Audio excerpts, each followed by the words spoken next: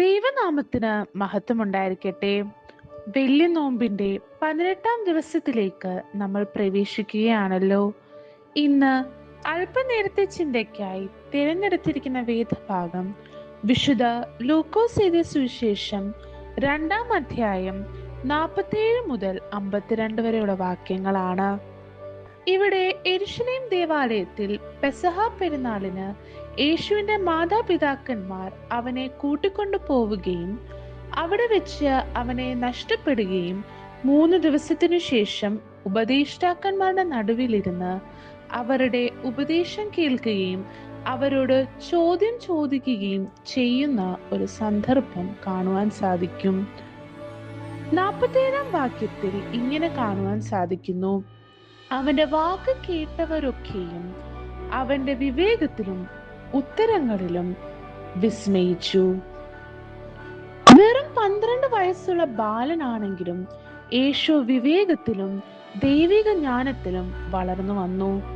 ഇന്നത്തെ തലമുറയിൽ നമ്മളെല്ലാവരും ദൈവഭയത്തിലും ജ്ഞാനത്തിലും വളർന്നു വരേണ്ടത് അനിവാര്യമാണ്. 48-ാം വാക്യത്തിൽ നമുക്ക് യേശുവിന്റെ ദൈവത്വം വെളിപ്പെടുന്നു. 48-ാം വാക്യത്തിൽ യേശുവിന്റെ അമ്മ അവനോട്, മകനെ, ഞങ്ങളോട് ഇങ്ങനെ ചെയ്തത് എന്ത്?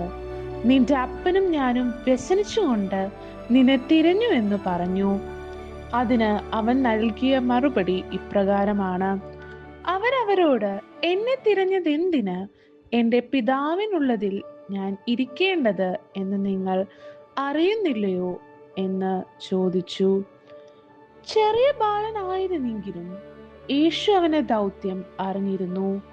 ഈ വാക്യങ്ങളിലൂടെ അത് വെളിപ്പെടുത്തുകയും ചെയ്യുന്നു.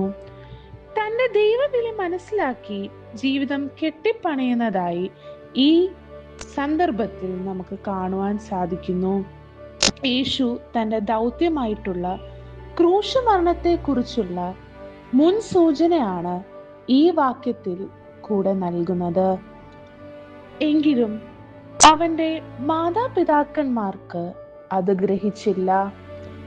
അവന്റെ മാതാവ് അത് അവളുടെ ഹൃദയത്തിൽ സംഗ്രഹിച്ചു.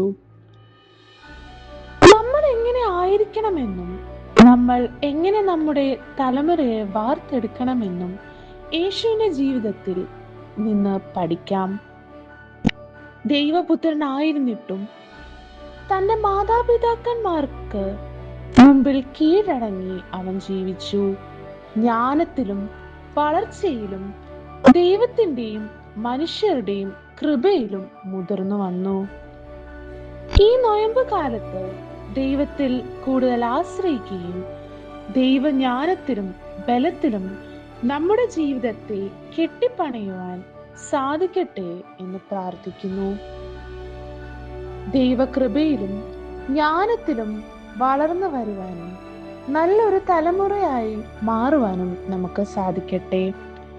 ദൈവനാമം വാഴ്ത്തപ്പെടുമാറാകട്ടെ.